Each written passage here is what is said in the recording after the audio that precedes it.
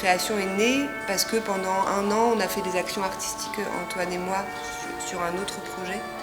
On a rencontré beaucoup d'adolescents et il y avait quelque chose de très flippant dans ces rencontres, qui était de voir des jeunes qui étaient plutôt éteints, même pas révoltés ou même pas dans une fureur. Il y avait quelque chose qui était effacé, qui était comme un peu anesthésié avec un sentiment d'échec. À 13 ans, j'ai déjà raté ma vie.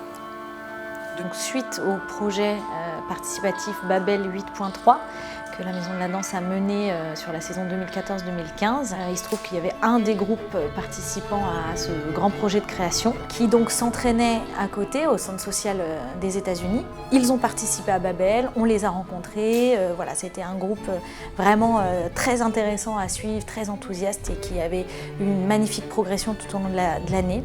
Ce groupe-là a continué à danser après le projet Babel et a continué à nous solliciter, à vouloir venir voir des spectacles. Et surtout, ils avaient une envie folle de continuer à rencontrer des artistes, à vivre des processus de création. Par ailleurs, j'avais fait moi la rencontre d'Anne et Antoine, donc la compagnie HKC, qui eux venaient du coup plutôt du monde théâtral. Et donc il y avait pour moi une volonté de les faire se rencontrer. Puis quand on a rencontré ces gars-là, ils étaient une quinzaine. Il y en a 5 qui nous ont vraiment tapé dans l'œil et dans le cœur. On s'est dit mais pourquoi pas travailler avec eux en fait, finalement ce projet qu'on avait envie avec des jeunes acteurs, de le proposer à des jeunes danseurs qu'on arriverait à décaler et à faire un projet justement comme ça un peu hybride.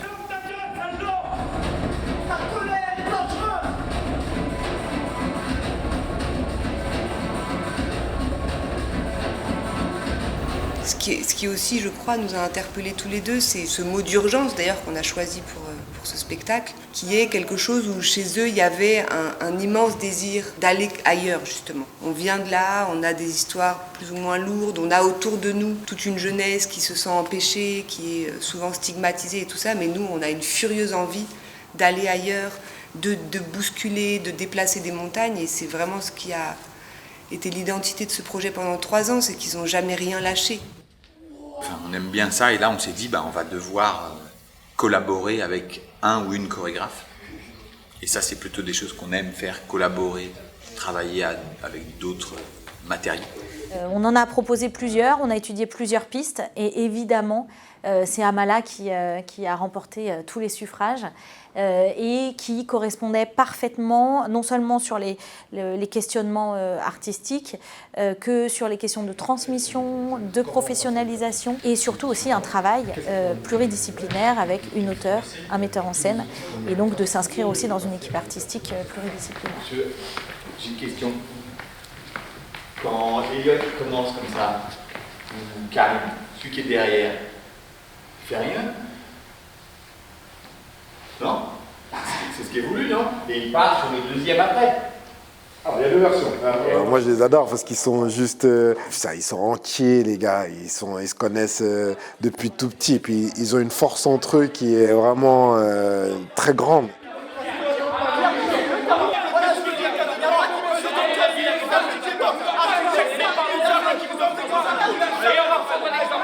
Et en fait, les garçons, ils reculent devant rien. Ils n'ont peur de rien. Ils ont envie de réussir. Et moi, j'étais un peu comme ça, tu vois. J'avais envie de rien lâcher, de croquer à mort, d'y aller. Et aujourd'hui, de me retrouver face à une équipe comme celle des gars, là, c'est sûr que moi, ça me porte. Et c'est aussi pour ça que j'ai accepté ce projet, pour eux. Je n'aime pas ma danse. Je n'aime pas ma danse. Je n'ai jamais compris.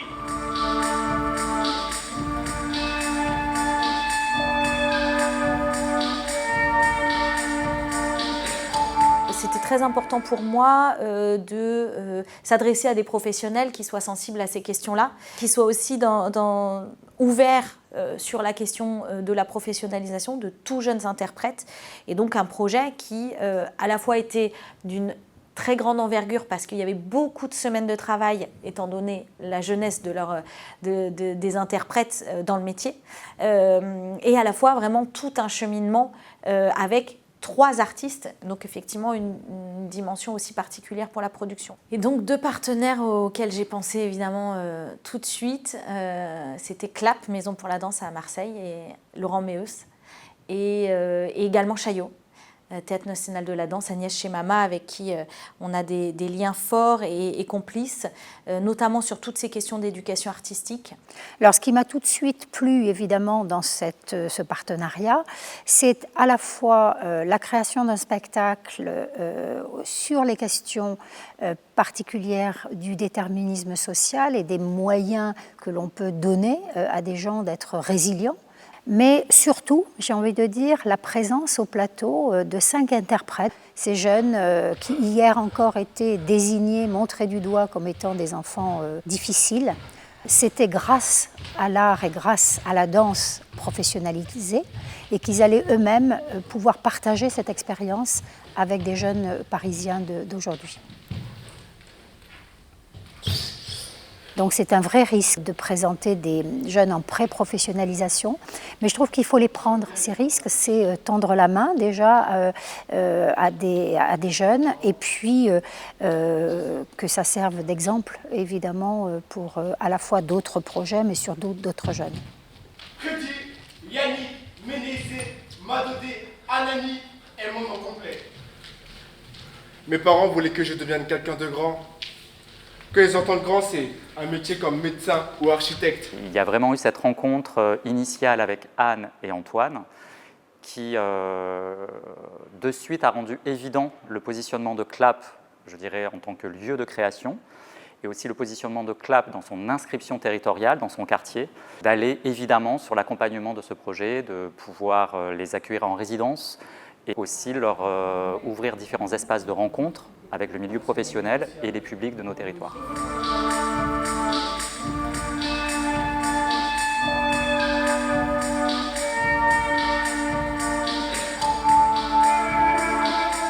Et on arrive en février 2019, on a la première résidence de création. Et donc à partir de ce moment-là, tu as commencé à converser avec eux, à communiquer avec eux pour commencer les textes, etc. Vous voulez voir le texte ? Il y a des choses qui sont nées, où je me suis nourrie d'eux, de choses qu'ils ont partagées avec moi.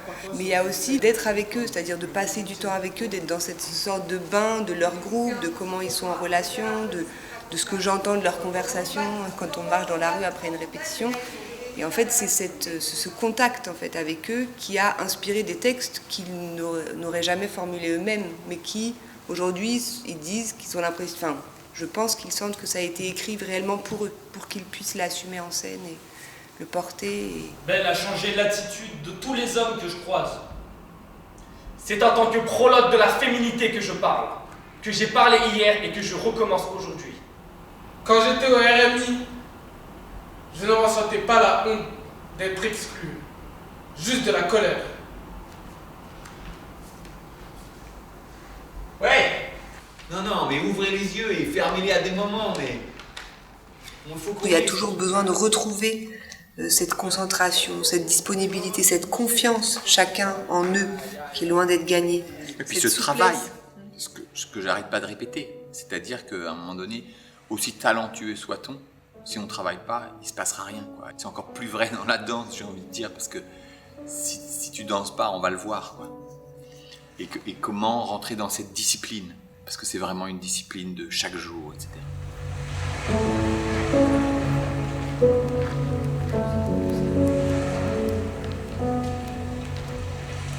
En revanche, il faut que vous vous placiez pour que vraiment on sente que vous ne vous touchez pas, parce que sinon on rentre dans autre chose. Et après, quand on y va, on y va. Hein? Et oui, c'est pas grave, si je sais plus, j'enchaîne, je préfère que tu mettes comme tu as dit ce matin et d'attirer les femmes à moi ou je sais pas quoi, que d'avoir le bon texte, mais qui... on le cherche, on le tire.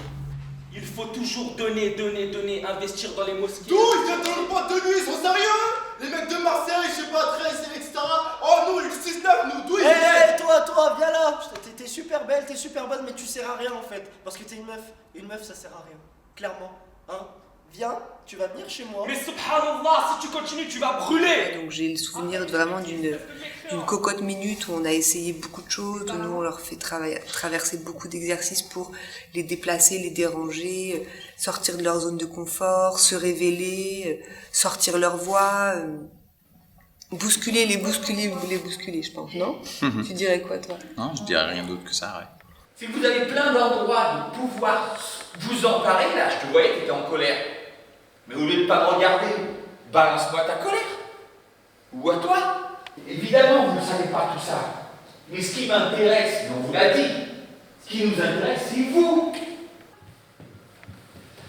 Bon, c'est beaucoup mieux. Beaucoup mieux.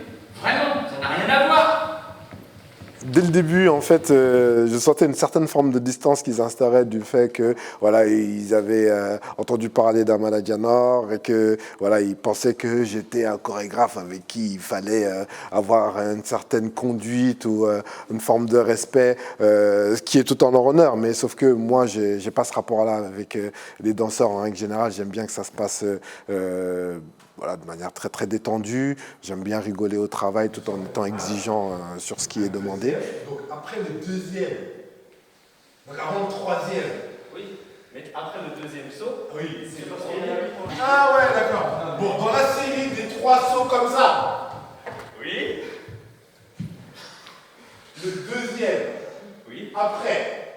Et voilà, ça a été tout un travail où il a fallu désamorcer ce rapport-là aux chorégraphes pour les rassurer et de leur donner des armes pour qu'ils puissent se confronter à cet exercice particulier qui était l'objet de cette création.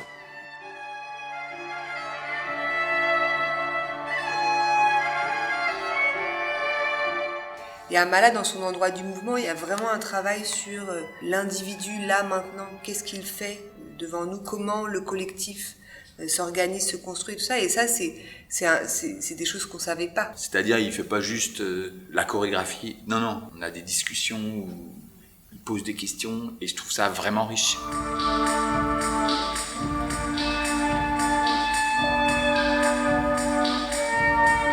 est dommage, c'est que là, il est dit, il est récité, alors que tous les autres textes, ils sont vraiment portés, ils sont On l'a jamais tapé, évidemment, celui-là, mais enfin, c'est aussi l'endroit de cumuler. Là, ça vous perturbe, en fait. Ouais, c'est grave. Et si vous consacrez trop au texte, vous allez perdre quelque chose aujourd'hui. Mais le but, c'est que vous développiez les capacités pour que les choses, elles puissent être portées ensemble. Vous y allez, mais vous savez pas où, mais vous y allez. Et puis, vous partez pas au moment où vous deviez l'être, parce que c'est normal, vous savez pas où vous allez. Vous n'avez pas du tout 2 chemins, 2 trains d'avance, vous avez 2 trains de retard. Il y a eu des périodes difficiles, effectivement. Il y a eu des moments où, par exemple, il y a une phrase très très simple, non pas simple, une phrase très courte que je leur ai donnée. Et ils ont eu beaucoup de mal à maîtriser cette phrase-là. Et renseignés sur l'ombre et sur le vrai chemin. Vous les avez laissés en proie au labyrinthe. Ils sont votre épouvante et vous êtes leur crainte. C'est qu'ils n'ont pas senti votre fraternité. Ils errent. L'un savon se nourrit de clarté. Ils n'ont rien dont leur âme obscure se repaisse. Ils cherchent des lueurs dans la nuit. Tout de suite.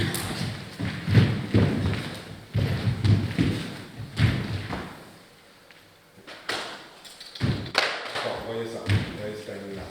Les gars, si vous n'appliquez pas la règle, ça ne marche pas. Quand je vous dis adaptez-vous, vous voyez, il est devant vous. Vous le voyez qui part tout de suite là. C'est ce genre de choses qu'il faut mettre en pratique en répétition.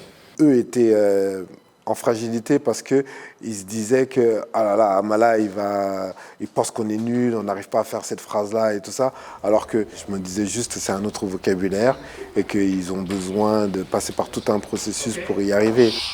Qu'est-ce qu'on fait? Qu'est-ce qui se passe? Qu'est-ce qui se passe? Là, vous êtes là, qu'est-ce qu'on construit? On construit l'espace entre nous. On change tout à fait l'espace.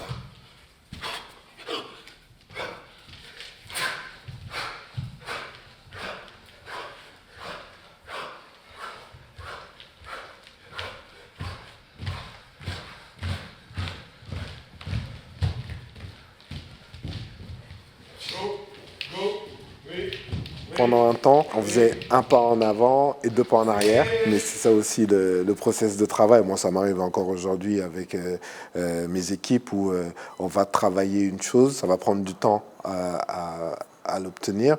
Et après, on se retrouve, on a complètement perdu. Donc c'est le processus normal. Ça n'a pas toujours été simple. Et ça l'est jamais en création, puisque on va convoquer finalement dans une création des choses qui nous sortent de nos zones de confort. Et c'est ça tout l'intérêt du travail, je pense.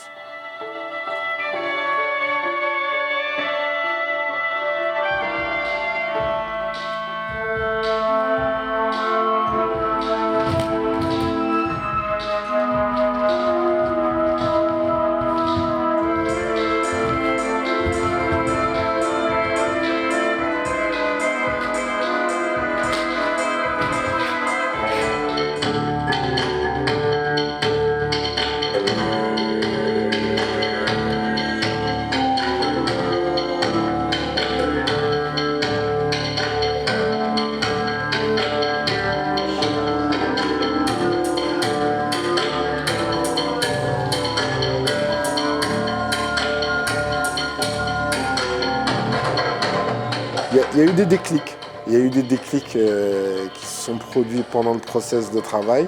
Et après, voilà, c'est comment ils vont garder ça et comment ils vont pouvoir utiliser les outils que je leur ai donnés pour leur carrière professionnelle.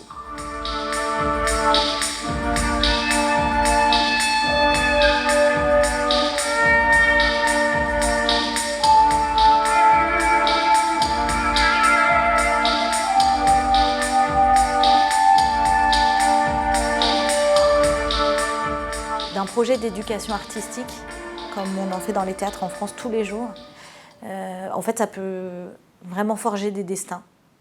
Et un projet d'éducation artistique n'est pas voué à ce que les participants deviennent danseurs ou danseuses. Pas du tout, mais là, en l'occurrence, c'est ce qui s'est passé. J'aimerais que ce projet puisse tourner largement dans d'autres structures culturelles en France, dans d'autres pays, que ça donne l'idée à d'autres structures de prendre le risque. De porter au plateau sur nos grandes scènes. Chaillot est un des premiers théâtres nationaux en France, c'est en tout cas le premier théâtre national de la danse. Donc c'est un vrai risque de présenter des jeunes en pré-professionnalisation. Mais je trouve qu'il faut les prendre, ces risques. C'est tendre la main déjà à des jeunes et puis que ça serve d'exemple, évidemment, pour à la fois d'autres projets, mais surtout d'autres jeunes. Et maintenant, quand ils arrivent sur une date, ils sont prêts. Ils sont pros, ils savent quelle est leur place. Et puis, ce qu'il y a d'assez intéressant par rapport au sujet aussi de la pièce, c'est qu'aujourd'hui, ils jouent la comédie sur ce qui est dit dans la pièce, sur ce qui est exprimé, sur ce qui est dénoncé. Alors que quelques années auparavant, peut-être que ce qui est énoncé là parlait vraiment de leur vie. Et moi, c'est ça que je trouve assez magnifique, c'est que tout ce qui est dénoncé, ils l'ont vécu, ou sûrement vécu, alors qu'aujourd'hui, ils jouent la comédie, parce que c'est plus leur vie. Et ça, je trouve que c'est extraordinaire, parce qu'ils ont réussi à se détacher profondément et à être vraiment de beaux et magnifiques interprètes de la pièce que l'on voit aujourd'hui.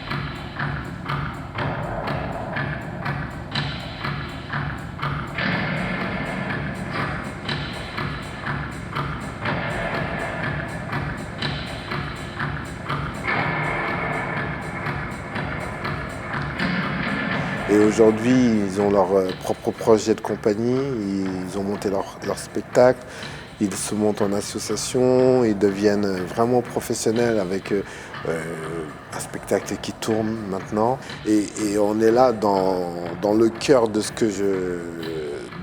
qui est important pour moi, à savoir la rencontre. Urgence, c'est une transgression positive. c'est ne pas se résigner, c'est ne pas considérer plutôt que l'impossible, c'est un état de fait. C'est ne pas accepter ce qui a été organisé pour soi par d'autres. C'est très très fort. C'est aussi la nécessité de prendre le temps de se connaître soi, poser sa voix pour la mêler avec d'autres et permettre justement qu'on construise un espace du commun.